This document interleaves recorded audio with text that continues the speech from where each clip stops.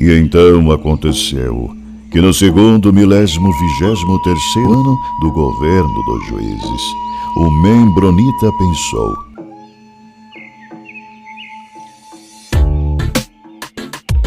Saudações, membronitas! Vamos conversar um pouquinho sobre a conversa? A arte da conversação. Tem um livro que a gente vai usar como base aqui, bem importante deste nosso episódio, que é Sobre a Conversação, de André Morelletti, de 1812. Mas, assim, ele se vê super atual também. A gente vê que nós, como seres humanos, por exemplo, esse livro é de 1812, cara, mais de 100 anos atrás. É isso, tipo, a humanidade não aprende e depois está resolvido esse problema. Não, é um processo, né? Algumas pessoas conseguem coletar quais são os problemas, quais são as soluções, montar, né, teses, livros, compartilhar suas opiniões, suas descobertas.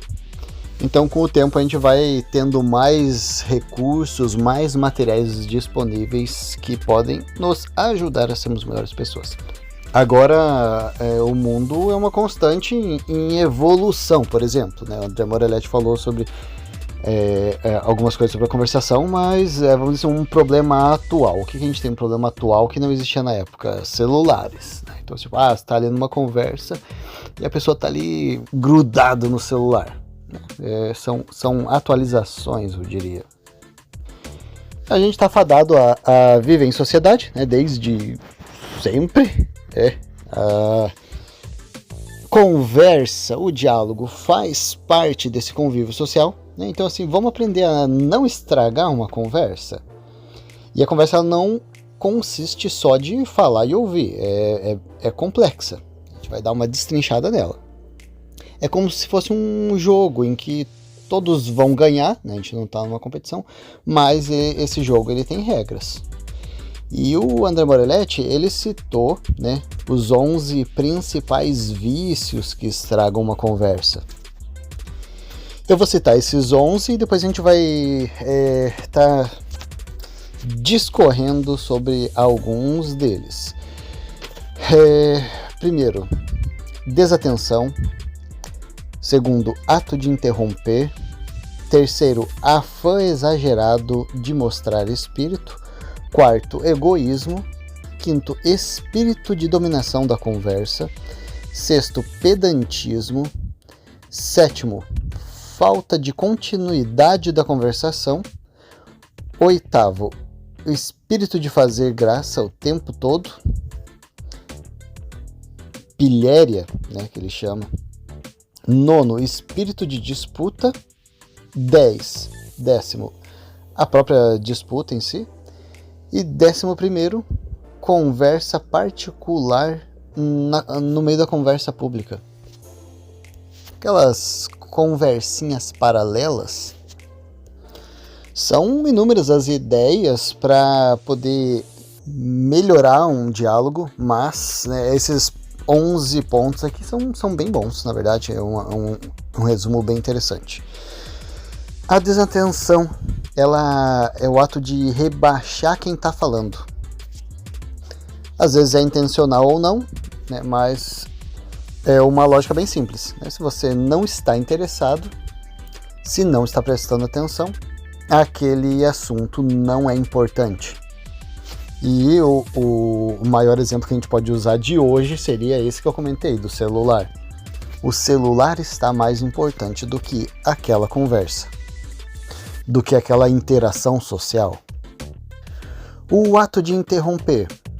A pessoa ela já assume que entendeu o que o interlocutor está dizendo ali e interrompe para complementar ou para argumentar antes que o outro termine.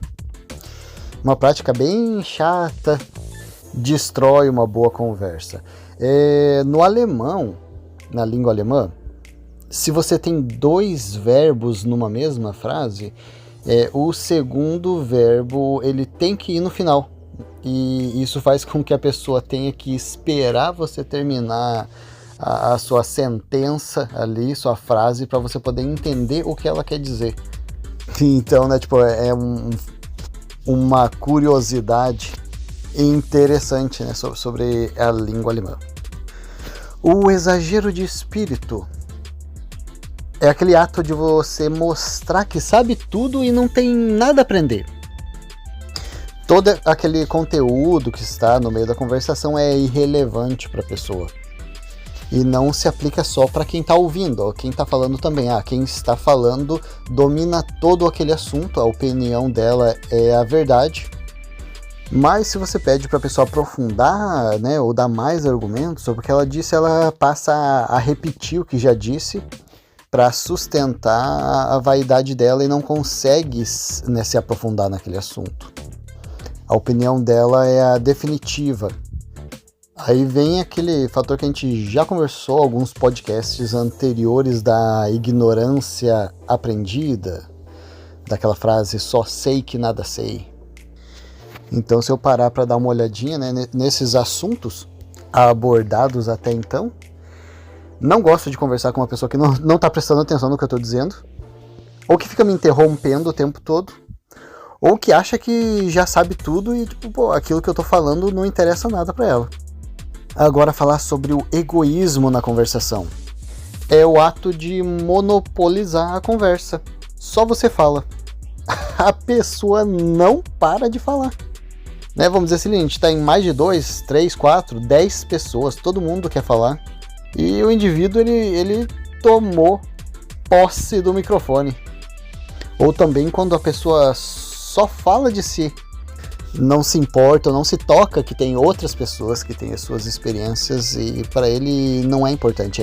A experiência dele é muito importante, começa a dar muitos detalhes.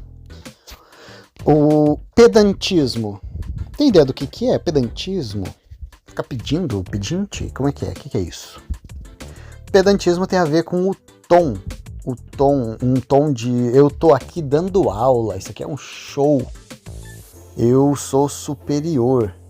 É aquela pessoa também que vai usar palavras difíceis para mostrar sua superioridade. Você já viu? Às vezes a pessoa tá ali falando, você tá entendendo tudo, de repente ela fala uma palavra assim que totalmente, ninguém sabe. Então, se você tem um público e de repente você fala uma palavra muito difícil para tentar aumentar a superioridade do seu saber. Ou, às vezes, eu tô falando sobre peixe, pesca, na rodinha de amigos, e de repente, totalmente fora de contexto, eu jogo uma outra coisa que eu domino, digamos, sei lá, como funciona a turbina de um reator químico na produção de energia atômica. É um assunto que eu domino super, eu quero mostrar aquele meu conhecimento, e não tem nada a ver com o assunto. Próximo tópico, falta de continuidade na conversa. É quando a gente muda de assunto muito fácil, né, ou muito constante, muito frequente. Óbvio, uma conversação natural, às vezes você está falando sobre uma coisa, você puxa um exemplo, né, lá de longe, alguma outra coisa, e de repente retoma a conversa. Mas começar a sair muito do assunto, quando há algo ali para ser desenvolvido, causa um desgaste para o assunto principal e a conversa começa a ficar confusa. Então não é legal para uma conversação essa falta de continuidade. Lembrando que a gente usa do bom senso. O próximo tópico, espírito de pilhéria, que é aquele ato de fazer graça em tudo, quer ser o divertidão, só que exageradamente, né? Tudo bem, a gente pode ter uma piadinha ou outra, dar uma descontraída, ou às vezes para levantar o ar da conversa, começou a ficar meio tenso e tal, mas exageradamente não é legal. Ou também fora de hora, por exemplo, né? O assunto é sério, eu vou levantar o ar da conversa. Não, o assunto é sério e nesse ponto o assunto precisa se manter sério. O espírito de disputa, eu tô aqui numa conversa e eu já tô com aquela ideia de que tudo que tal pessoa, vamos dizer assim, eu não gosto muito daquela pessoa, ela vai falar, então assim, tudo que ela falar, eu já vou contra-argumentar, independente às vezes se eu concordo com aquilo ou não, mas eu tenho que me impor e arranjar briga, arranjar treta por tudo. Então, esse é o espírito da disputa. E o outro tópico, que é a disputa em si, nossa, acaba, destrói, acho que é o final da conversa. Eu acho que todos nós já participamos de alguma conversa, vamos dizer assim, entre duas pessoas, a disputa, assim, pode até ocorrer, mas vamos dizer que a gente está num grupo e está acontecendo uma disputa e você não faz parte dela. Qual a maneira mais eficaz de você acabar com essa discussão, com essa treta que está destruindo, às vezes, uma conversa séria e importante? O que é sugerido é uma pausa. Propõe uma pausa, as pessoas recobrarem seus ânimos e, após isso, uma proposta ali de uma conversa empática, ouvindo os lados e incentivando o controle da situação. Muito bem, a gente não vai comentar todos, né? Mas eu quero entrar numa outra parte aqui, que já estamos conectados. O que aconteceu para proporcionar um conflito? O que está proporcionando que aquele conflito acontecesse? Alguns estudiosos dizem que a nossa condição fisiológica contribui bastante para um conflito em uma conversa. Por exemplo, o cansaço e a fome. Já viu aquela criança chata? Você sabe que só falta ele dormir. Já viu aquele meme da namorada brigando com o cara vai lá e compra um hambúrguer para ela fica em paz? É mais ou menos disso que eles estão falando. E dizem sim, tem algumas pessoas que são mais propensas, né, a entrar em um conflito quando estão cansadas, e outras mais tendem para quando estão com fome. E você, já pensou aí sobre você? Quando que você fica mais chato? Quando tá com fome ou quando tá cansado? Eu diria que eu sou quando eu tô cansado. A fome não me atinge tanto, ou não percebi. Tem um estudo que diz que os juízes, quando eles vão dar a sentença, geralmente essa sentença é mais dura, a pena, antes do almoço. Quando ela é dada antes do almoço. E depois do almoço ela não é tão pesada. Faz sentido? Então sim, nossas necessidades básicas influenciam na intensidade do conflito. E outra coisa também que influencia é quando nos faltam recursos emocionais. Já falei, né, sobre os recursos emocionais e o conflito. Ele pode ser mais intenso. Então, a nossa fisiologia, né, fome, né, cansaço, influencia no nosso emocional, e o nosso emocional impacta os nossos pensamentos, né, o que pode ocasionar ali o conflito numa conversação. Então, antes de entrar ali numa discussão ou tomar uma decisão importante, a gente faz uma autoavaliação sobre como é que tá a minha fome, meu sono, meus recursos emocionais. Tá tudo de acordo para eu ter uma boa conversa, uma boa resolução? Dentro dos recursos emocionais, digamos assim, eu tive um dia ruim no trabalho ou bati o carro. Então, né, cheguei em casa. Não é uma boa ideia chegar e iniciar uma discussão ou decidir alguma coisa importante nesse momento. E a nossa tendência é para isso. Quando a gente está estressadíssimo, geralmente a gente quer tomar uma decisão drástica. Então mantém isso na cabeça, pensa, cara, não é o momento. Quando eu estiver tranquilo, eu vou tomar essa decisão ou vou iniciar essa conversa. Né, o copo está transbordando. O John Gottman, ele escreveu um livro e ele fala bastante sobre a conversação. Ele até cita os cavaleiros do apocalipse da conversa. São 4. E esses 4 cavaleiros são, né, a gente está na defensiva, o desprezo, a frieza e a crítica. Então ele comenta se um desses, né, cavaleiros, ou se os 4 tiverem no meio de uma conversa, tem grande chance dela não ser produtiva, não acabar bem. Quando eu tô ali na conversação, eu tô sempre entrando na defensiva, eu tô sempre, criticando, atacando a pessoa, eu trato com desprezo a opinião daquela pessoa, ou a própria pessoa, reviro o zoinho, né, quando a pessoa tá expressando suas opiniões, ou trato com frieza a conversa, não, esse assunto aqui não é importante para mim. Eu tenho coisa mais importante para fazer. Isso aqui que você está levantando é irrelevante. Então a proposta é nós identificarmos esses cavaleiros em nós, tá? Às vezes você tá pensando, tô pensando aqui naquela conversa que eu tive com a pessoa, e realmente a pessoa, não é para identificar na pessoa, é para identificar em você. E também levantar aquela ideia de, eu nunca vou discutir, né? Então, nunca vou entrar numa discussão, não é com ninguém, é utópico. E isso pode causar até uma pressão, uma culpa na gente, porque discussões elas vão acontecer, conflitos vão acontecer. O que é importante é a gente identificar a causa do conflito e maneiras melhores de resolver aquele diálogo. Agora, como eu citei para vocês, tem um casalzinho bacana ali que eu escuto o podcast deles, que eles falam sobre desenvolvimento pessoal, mas eles são mais voltados... O cara ele é um psicólogo voltado a desenvolvimento pessoal, então é bastante da área que eu estudo. E ela é mais voltada para parentalidade, né? Como criar melhor os filhos. E falando sobre o diálogo, eles entraram num ponto interessante, que é o da mentira. O que leva uma pessoa a mentir? Ou às vezes eu vou falar assim, não, eu tenho quase 1000 seguidores, e na verdade eu tenho, digamos assim, 501. 501 é mais do que 500, é quase 1000. Quantos carros você tem? Vários? Eu tenho 2, né? Mas 2 já se aplica em vários, então eu prefiro falar o que me fez dizer vários ao invés de 2. Ou usar de ambiguidade para tentar manipular a informação. O que às vezes pode ser até sem querer, né? O cara do podcast, ele citou um exemplo que ele é um psicólogo e ele trabalha com times de futebol, com jogadores de futebol. Ele conversa com os jogadores.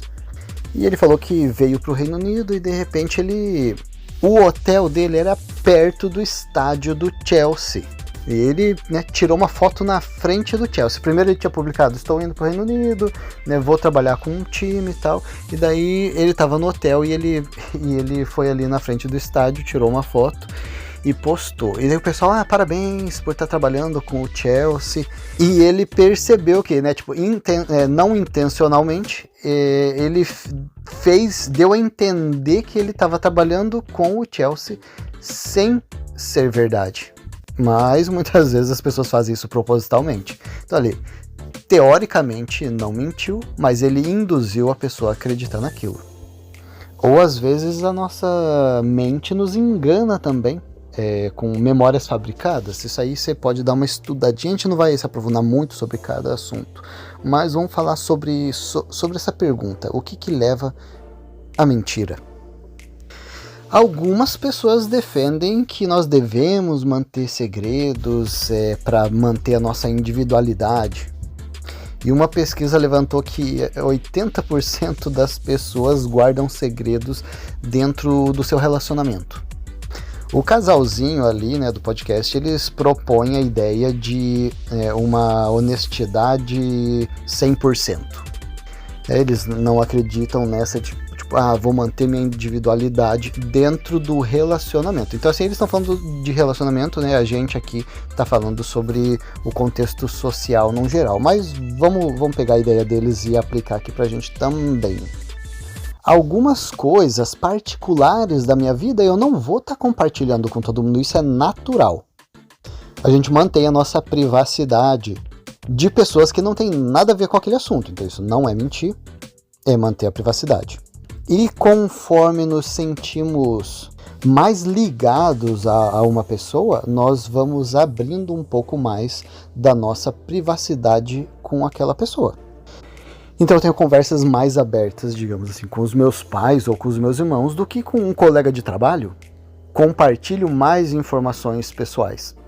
Agora, quanto mais informações eu compartilho com uma pessoa, maior é a minha ligação com ela. E ao contrário também, quando eu sinto que tenho que mentir ou omitir algo, eu sinto que vai sendo criado um distanciamento e um desconforto. Então isso é super aplicável, né, para o nosso relacionamento pessoal, né, vamos dizer assim, com um cônjuge, e também com filhos. Eles estavam ali, né, no podcast num debate sobre por que eu minto. E eles levantaram alguns pontos. Eu minto por conta, né, do medo da reação da pessoa, ou medo da consequência, medo da reprovação, medo de magoar. Ou às vezes eu minto para te proteger, ou para me proteger, ou para proteger um terceiro. Eu minto também pelo medo de você me julgar. Ou eu minto porque eu quero cuidar de uma necessidade minha. Eu quero continuar fazendo essa coisa, digamos assim, errada. E se eu, né, contar a verdade, eu vou ter que parar, então, né, é mantido aquele segredo, aquela mentira. Então eu minto pela minha necessidade ali de manter o controle daquela situação.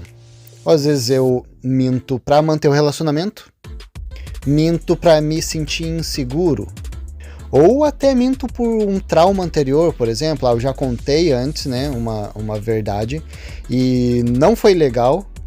A pessoa ficou jogando na minha cara, então a partir de agora eu não vou mais, né, falar a verdade. Ou eu posso dar aquele famoso jeitinho pra mentir também. Você nunca me perguntou sobre isso? É a famosa omissão. Ou fazer aquela afirmação meio vaga, né? Contar a verdade ali meio disfarçada, ou no meio de uma ironia.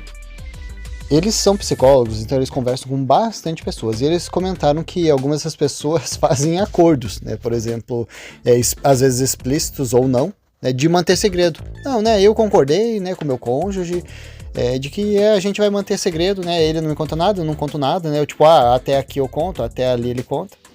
E eles falaram que isso aqui não é legal. Aquele famoso fechar os olhos para uma situação que precisa ser resolvida, ou uma situação que não tá legal. E às vezes a nossa honestidade, ela é gradual, ela não vai acontecer assim, né, 100% de uma hora para outra.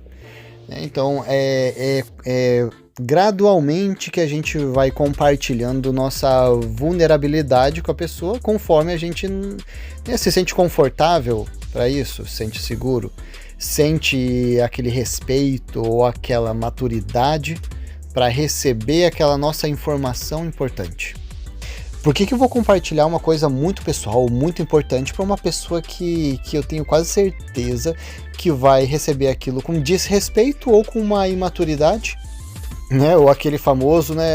O colega do trabalho, quanto que você ganha? Para algumas pessoas, essa informação é sigilosa e tudo bem. Ela prefere não compartilhar com todas as pessoas, compartilha com a sua esposa, ou com seus pais, ou às vezes com seus filhos, com pessoas que ele acha que vai respeitar aquele sentimento de aquela necessidade que ele tem de manter essa informação sigilosa. Agora, quando a gente tem um segredo, né, dentro de um relacionamento, pode ser pai e filho, né, ou relacionamento amoroso, tem um desgaste interno eterno, porque eu tenho que cuidar daquele segredo, tenho que cuidar para eu não entrar em contradição, eu tenho que cuidar assim, até onde eu disse, até onde eu contei as coisas para essa pessoa, o que eu contei para essa pessoa. Então, se eu sou vamos dizer, um mentiroso compulsivo, eu tenho que me manter sempre em alerta, né, para não falar uma coisa para um e de repente esqueci e falo outra coisa e opa. Por isso, né, ser sincero traz uma leveza para nossa vida. Esse desgaste, né, que o segredo ou que a mentira causa, ele me tira do aqui e do agora, numa conversa. E esses psicólogos, né, eles comentaram que quando uma pessoa, né, relata ali a experiência de confessar um segredo, ela sente uma enorme alegria, uma realização pessoal, um alívio, né, por descarregar aquela carga. Mesmo que tenha que lidar com as consequências, né, de contar a verdade. Já não tem aquele peso para esconder. Então, com certeza, a honestidade, ela causa, sim, uma relação mais sólida e mais madura. Você vê, obviamente. Quanto mais informação, pessoal, eu compartilho com uma pessoa, mais eu considero essa pessoa como um amigo, né? O meu melhor amigo sabe mais sobre mim do que um amigo comum do meu trabalho. E dessa crise, né, de às vezes confessar ou contar, né, alguma coisa que estava escondida, nasce uma nova fase na nossa vida. E expor a verdade ou expor informações também tem um jeito para fazer isso. Com gentileza, se pôr no lugar da pessoa que vai receber aquela informação, tá disposto a receber a reação daquela pessoa. Eu tenho uma mentira e agora eu vou expor essa informação. Eu estou abdicando do meu controle, do controle que eu tenho sobre aquela situação. Né? Por exemplo, eu tô ali numa roda de amigos, né? Tenho 6 amigos meus, todos, né, gostam muito de rock e falam, a minha banda preferida é Iron Maiden, a minha banda preferida é Metallica, e quando chega a minha vez, eu falar, a minha banda preferida é Justin Bieber. Eu estou abdicando do meu controle, da minha necessidade, sabendo que eu posso ser zoado por isso, mas estou sendo autêntico. Aí eu posso jogar essa informação de uma forma mais suave, fazer uma piada, e não tem nada melhor do que ser autêntico. Não ter que criar contextos falsos pra gente se encaixar naquele meio. Porque quando você mente, né, ou mantém um segredo, você não é visto, porque você está se escondendo atrás daquele segredo. Então, automaticamente, ele causa aquele distanciamento. E até dependendo ali, se você é um bom mentiroso ou um mau mentiroso, o interlocutor que está te ouvindo, ele pode perceber que aquilo foi uma mentira, e aquilo, né, ele pode também não expor que ele percebeu, e vai causar mais distanciamento. Então não estou dizendo, né, vai lá e conta todos os seus segredos, mas a proposta é um questionamento, né? Por que eu faço isso? Por que nessa conversa aqui eu tive que mentir ou manter um segredo? Quais são as minhas necessidades pessoais que eu estou defendendo com essa minha estratégia? Tem alguma outra estratégia, alguma outra forma que eu poderia estar escolhendo para suprir essas minhas necessidades sem carregar o peso desse segredo, dessa mentira?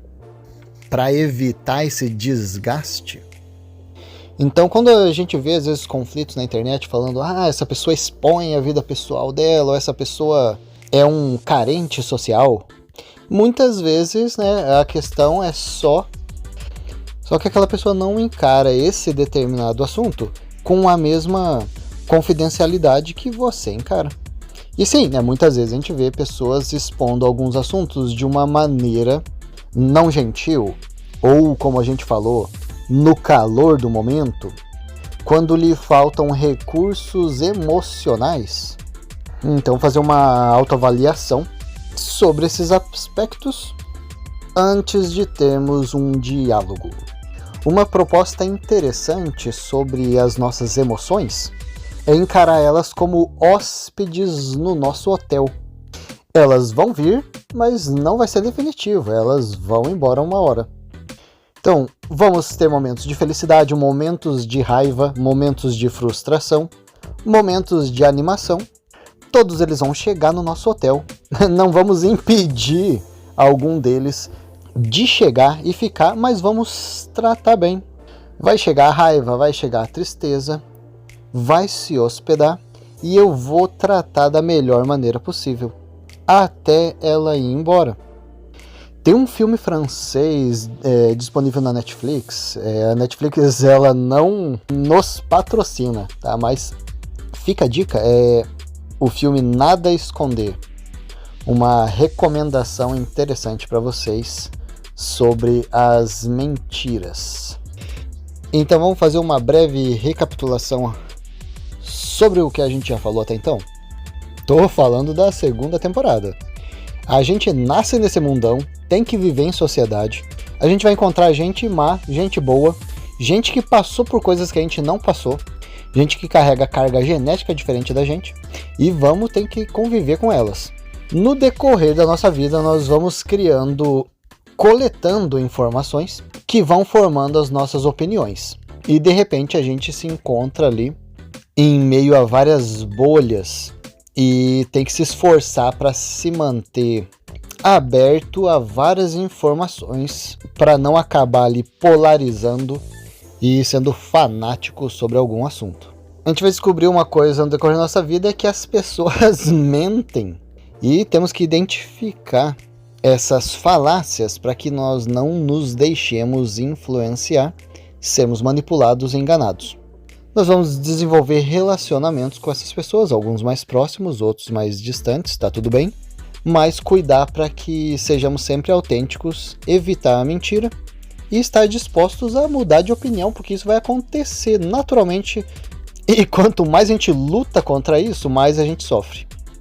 E lembrar que a verdade nos une, cria elos mais fortes e facilita a nossa comunicação, que é um fator fundamental para a gente que vive em sociedade. A gente vai ficando por aqui com esse episódio e até a próxima!